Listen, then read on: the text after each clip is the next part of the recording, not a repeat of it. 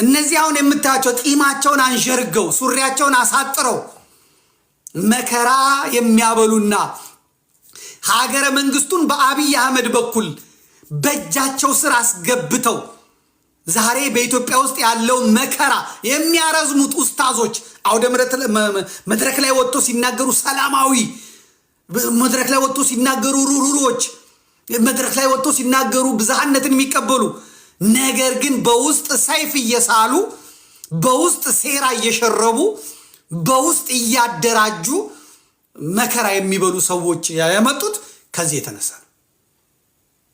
እነዚህ ሰዎች ናቸው። ይህም በደንብ መታወቅ መቻል አለበት።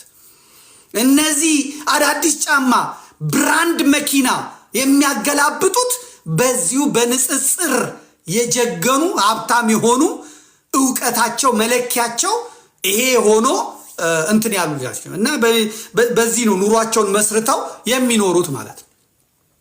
ተከታዮቻቸው የሚፈሯቸው የሚሰሟቸው ዕውቀታቸው በቁርአኑ ዕውቀት በሐዲሱ ዕውቀት ላይ ሳይሆን ዕውቀታቸው የክርስቲያንን ሃይማኖት በማዋረድ የማያውቁትን የማይመለከታቸውን በማዋረድ ነው የኖሩት። አሁን የሆነው ምንድን ነው? ይሄን የሚቀለብስ ኃይል መጣ። ይሄን አስምሩበት።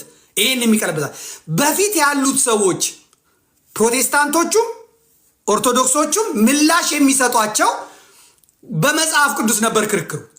የእስላሙ ኡስታዝ ይመጣል፣ የእስላሙ ተናጋሪ ይመጣል፣ ክርስቲያኑ ይመጣል። ክርክሩ በመጽሐፍ ቅዱስ ነው። ይሄኛው የማያምንበትን መጽሐፍ ቅዱስ ይዞ ነው የሚከራከረው። ክርስቲያኑ ደግሞ መከራ የሚያየው የሚያምንበትን መጽሐፍ ቅዱስ ለማያምንበት ሰው ለማስረዳት ነው። ሥላሴ አንድ ሆኑ ሶስት የማያገባው ኢየሱስ ክርስቶስ አምላክ ይሁን ሰው የማይገባው ያልተጠመቀ ጉዳዩ የማይመለከተው ታቦት ምን ይሁን ምን የማያውቅ ስለ ጸበል ምንነት የማያውቅ እሱ ያለው ሼክ እኔ ያለኝ ካህን ስለ ካህኔ ስለ ክህነት የማያውቅ ስለ ቅዳሴና ስለ አዛኑን እንጂ ቅዳሴው የማያገባው የማይመለከተው ኤክስፐርት ሆኖ መጥቶ በራሴ ሜዳ ላይ በራሴ መጫወቻ ክልል የግብ ክልል ላይ በራሴው መጽሐፍ ቅዱስ የማያምንበትን መጥቶ ይከራከራል ማለት ነው። በፊት የነበረው ይሄ ነበር። ምንድነው አሁን ለውጥ ያመጣው? ምንም የመጣ ለውጥ የለም። ኦኬ እናንተ የማታምኑበትን መጽሐፍ ቅዱስ ይዛችሁ መጣችሁ እኔ አምላክ የምለውን ከሶስቱ አካል አንዱ አካል እግዚአብሔር ወልድ አብ ወልድ መንፈስ ቅዱስ የምለውን ሥላሴን እንዲህ ካዋረዳችሁ ቤተክርስቲያኔን ካዋረዳችሁ ታቦት ካዋረዳችሁ እመቤታችንን በዚህ መጠን ካዋረዳችሁ ከሰደባችሁ ቅዱሳንን ከሰደባችሁ መጽሐፍ ቅዱስን ካዋረዳችሁ ከሰደባችሁ ኦኬ እኛ ደግሞ እንነጋገር አሉና በቁርአኑ እንነጋገር በሐዲሱ እንነጋገር ብለው መጡ። የተለየ ነገር የመጣው አለ የለም።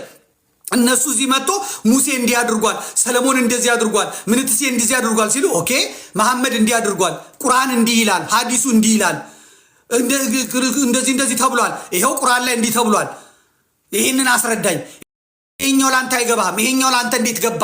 እሱ እኔ የምነግረው የቁርአን ጥቅስ የቁርአን አንቀጽ አያው እሱ ግን የኔን መጽሐፍ ቅዱስ የማያምንበትን አንብቦ ሲተረጉምልኝ ይገባዋል። እንዲህ አይነት ጨዋታ የለም። በመጀመሪያ ንጽጽር የሚባል ክርክር የሚባል ነገር አልመጣም። የቀደሙቱ ሙስሊሞች የቀደሙቱ እስላሞች ይህን አላደረጉም። ይህን አላደረጉም። ያመጡት ራሳቸው ናቸው። የመጡት ራሳቸው ናቸው። የኔ አምላክ ሲሰደብ፣ የኔ እግዚአብሔር ሲሰደብ፣ የኔ እምነት ሲሰደብ፣ የኔ መጽሐፍ ቅዱስ ሲሰደብ፣ የኔ ቅዱሳን ሲሰደቡ፣ የኔ ባህል፣ የኔ አመለካከት፣ የኔ ሃይማኖት ሲሰደብ ሲዋረድ በማያምን ሰው ሲዘቅጥ ጸጥ እንድል መፈለግ ይሄ ትክክል አይደለም። እስላም የሆናችሁ ፍረዱ፣ ሼህ የሆናችሁ ፍረዱ፣ ኡስታዝ የሆናችሁ ፍረዱ። መጥቶ አንድ ሰው የኔን ሃይማኖት የኔን አምላኬ የምለውን ነብይ ካለ እኔ ደግሞ ነብይ የሚለውን አይደለም ወንጀለኛ ነው ብዬ ካልኩኝ ማስረጃ አምጣ ስባል ይሄው ማስረጃ ከየት ከቁርአን አይ የሚተረጎመው እንደዚህ አይደለም እና ይሄንን እኔ እንዲህ አይተረጎምም እንዲህ ለማለት የፈለገው እንዲህ ነው የዚህ መልስ የምታገኘው እዚህ ነው እያልኩት አይ እዚህ ጋር ነው ያለው ብለህ ስትያዝ ያዙኝ ጨርቄን ማቄን ይሄ አይቻልም። ትክክል አይደለም። የጀመራችሁት እናንተ ናችሁ። ያመጣችሁት እናንተ ናችሁ። አንተ መሐመድን እንደ ነፍስ ስትወድ እንደ እንትን ስትወድ ስታከብር እኔ ማድረግ ያለብኝ መብቱ ነው፣ መውደድ መብቱ ነው፣ ማክበር መብቱ ነው። የቀደመው ኢትዮጵያዊ ይሄ ነው ሲሰራ የነበረውም እንዲህ ነው። ከሳውዲ አረቢያ ኢምፖርት አድርጋ ከሊባኖስ ኢምፖርት አድርጋ ያስገባችው የወሃቢያ እስላም ግን ነገሮችን በሙሉ በጠበጠና እንትን አደረገ ማለት ነው። አንድ ማወቅ ያለባችሁን ነገር እመለሳለሁ። ስለ እፎይ እመለሳለሁ። የሀበሻ እስልምና ጥንታዊ የሀበሻ እስልምና የሚባለው በአቢሲኒያ የገባው የሚባለው ነው። በአክሱም በአማራው ስርወ መንግስት የነበሩት ናቸው የታደጉት የተቀበሉት። የኦርቶዶክስ ካህናት፣ የኦርቶዶክስ መነኮሳት፣ የኦርቶዶክስ ቀሳውስት ናቸው የእስልምናን ሃይማኖት ከመጥፋት ከመካ መዲና ሸሽቶ የመጣውን አሳልፈ ስጠን ሲባል አንሰጥም የፈለጉትን ማምለክ ይችላሉ ብሎ የተቀበላቸው የአክሱም ኦርቶዶክሳውያን በኢትዮጵያ መንግስት በአቢሲኒያው መንግስት የመጣው ነው። የእስልምና እምነት ተቀባይነት በምድር ላይ ያገኘው በኢትዮጵያ ነው። በአክሱም በሰሜን ኢትዮጵያ ነው። የተስፋፋውም በአማራና በትግሬ ነው። በዛ የገባውና የተስፋፋው የቀድሞ የመጀመሪያው እስልምና ፈቃድ ስላገኘ ተቀባይነት ስላገኘ በሌሎቹም የሀገሪቱ ክፍል ለመስፋፋት በቅቷል ማለት ነው።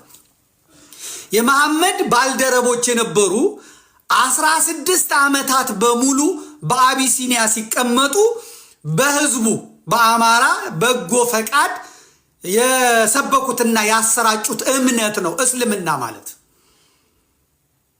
ይሄ ነጃሺ የሚባል ንጉስ ምናምን እሱን ተረት ተውት።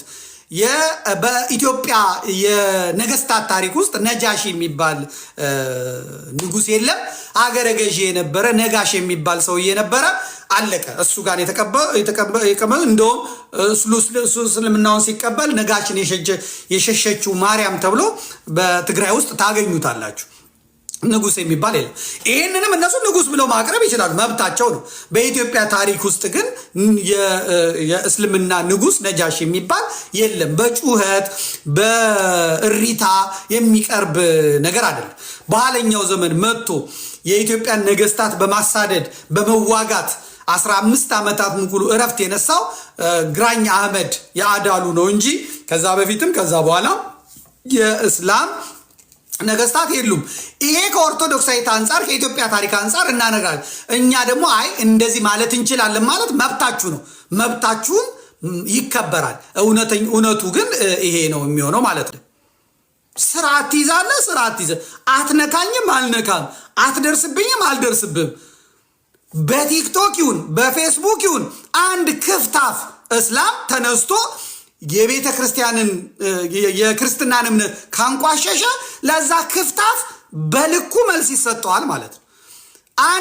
እናንተ ውሾቻችሁን ስታስሩ፣ ስለዚህ የምጠብቀው ቤቴን ነው፣ የምጠብቀው ግቤን ነው፣ የምጠብቀው የቤተሰቦቼን ደህንነት ነው።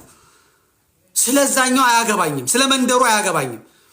ዛሬ እንኳን እኔ አጀንዳ አድርጌ እንዲህ እንድናገር ያደረገኝ ይሄ ድልብ ጸረ ኢትዮጵያ የዋሃቢ እስላም ያመጣው ድፍረት እንደ አዋቂ ሊጫወታልና ተከድኖ የተቀመጠውን ቁርአን እንዲገለጥ አደረገው። ሰዎች እንዲጠይቁ አደረገ። ስለዚህ ሌላ ነገር ሳይባል ምን ሳይባል ሲመጣ እንትን ስለ ስፐርም ተነስቷል። የተጻፈው እንትን ላይ ነው፣ መጽሐፍ ቁርአን ላይ ነው።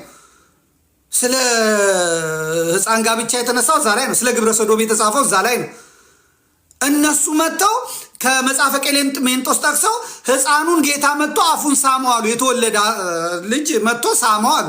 ከዛ ደግሞ ነቢዩ የብልት ስሟል፣ የገሌን ብልት ስሟል አለ። እነሱ ኃላፊነቱ እናንተ ላይ ነው የሚወድቀው። አይ የሳመው ብልት የልጅ ልጁ ነው፣ ሕፃን ስለሆነ ነው ብልት የሳመው ምናምን። በቃ ማስረዳት ነው ያንተ። አለቀ። አንተ ከዚህ ጠቅሰ ነው የምትጠቅሰው። ከዛ ደግሞ ቁርአን ሲጠቀስበት የኔን አትንካ፣ የኔ እንደዚህ ነው የሚለው። ያንተ እንዴት ይባላል? አይባልም። እኩል ታነሳለህ፣ እኩል ይመጣልሃል። እኩል ትጠይቃለህ፣ እኩል ይሰጣል። ይሄን ያደረገው መልኩን አልደበቀ፣ ፊቱን አልደበቀ፣ ስሙን አልደበቀ። ሰማዕት እኮ ነው ይሄ ልጅ፣ ሐዋርያ እኮ ነው ይሄ ልጅ። ነገር አልፈለገ። ነገር የፈለጋችሁት እናንተ። ይሄ ዝም ብሎ የሚታይ ነገር አይደለም። ትክክልም አይመጣም፣ ትክክልም አይሆንም። እንቀጥላለን። ብዙ ጊዜ መድረክ ላይ ይናገራሉ። ነብዩ ሰለላሁ ኡሁድ ጦርነት ላይ ጀበል ሩማት ላይ እነዛን 50 ሩማቶችን ሲያስቀምጧቸው ወስያቸው ምን ነበር? በሞት እንኳን ቦታ አትልቀቁ ነው አይደለም? በሞት የመጨረሻው ከነብዩ ሞት ላይ አይደለም። እኔ በሞት ድል ብናደርግ ቦታ እንዳትለቁ። ቦታ ለቀቁ። ኡማው ዋጋ ከፈለ። ሐምዛ መጣ ረዲየላሁ ዐንሁ። እነዛን ኺረተል ኸልቅ የተባሉ ኺረተ ሰሐባ 70 ሹሃዳ አልሁድ አጣናቸው። ሁልጊዜ ቦታ ከለቀቅን ምን ከፍለው ይዋጋ ቦታ አለቀ። ስለዚህ ለሱ የሚሰራው ለእኔም ይሰራል ማለት ነው። እሱ እኔን የእስራኤልና የፍልስጤም ሰዎች ነው የምታመልከው ይለኛል። እኔ ደግሞ እመጣና አንተ የአረብ ሰዎችን ነው የምታመልከው እልሃለሁ። አይ እኔ የአላህ መልእክተኛ ምናምን ሲለኝ እኔም የእግዚአብሔር መልእክተኞችን ነው የማመልከው እለዋለሁ። ስርዓቴ ይሄ ነው እለዋለሁ። ለአንተ የአረብ እንትን ቅዱስ፣ ለእኔ የእስራኤል እንትን እርኩስ የሚሆንበት ምንም ምክንያት የለም። ፌር አይደለም። አንተ ጳውሎስን ስታጣጥል እኔ ደግሞ ሐምዛን አፈር ከድሜያ በላላለሁ። አንተ ነቢዩ መሐመድ ኢየሱስ ክርስቶስን ስታጣጥልብኝ እኔ መሐመድን። ስለዚህ መቻል ነው። እኔ አምላኬ የምለውን እግዚአብሔር ነው እግዚአብሔር ወልድ ነው የምለው ክርስቶስን አይደለም ስትለኝ እኔ ነቢይ አይደለም ብዬ ስመጣ መቻል ነው። ስታከብረኝ አከብራለሁ፣ ስታዋርደኝ አዋርዳለሁ። አለቅ። ጥሩ ነገር ግን የተናገረው ምንድን ነው? ዋጋ የምትከፍለው ቦታ ስትለቅ ነው። ሐምዛ በጦርነቱ ወቅት ያን ቦታ ለቆ ኡማውን ዋጋ አስከፈለ። ቦታ መልቀቅ ዋጋ ያስከፈለ። አዎ ቦታችንን ለቀናል፣ አግኝተናል። ቦታውን አንተ ይዘሃል። ቦታ መልቀቅ የለባችሁም ነው ያልከው። እኛ ቦታ ለቀናል። እጅ ውስጥ ገብቷል። ስልጣኑ እጅ ውስጥ ገብቷል። ገንዘቡ እጅ ውስጥ ገብቷል። ፖሊሱ አንተ እጅ ውስጥ ገብቷል። ወታደሩ አንተ እጅ ውስጥ ገብቷል። ፖለቲካው በአንተ እጅ ውስጥ ገብቷል። አረብ እየገዛን ነው። አረብ እየነዳን ነው። የአረብ መፈንጫ ሆነናል። መሬቶቻችን ተሽጠዋል። ከተማችን ተሽጧል። ከርስታችን ተፈናቅለናል። ለአረቦች እያመቻቸን ነው። ፋይናንሱ ከአረብ እየመጣ ነው። በአረብ ድሮን እየተጨፈ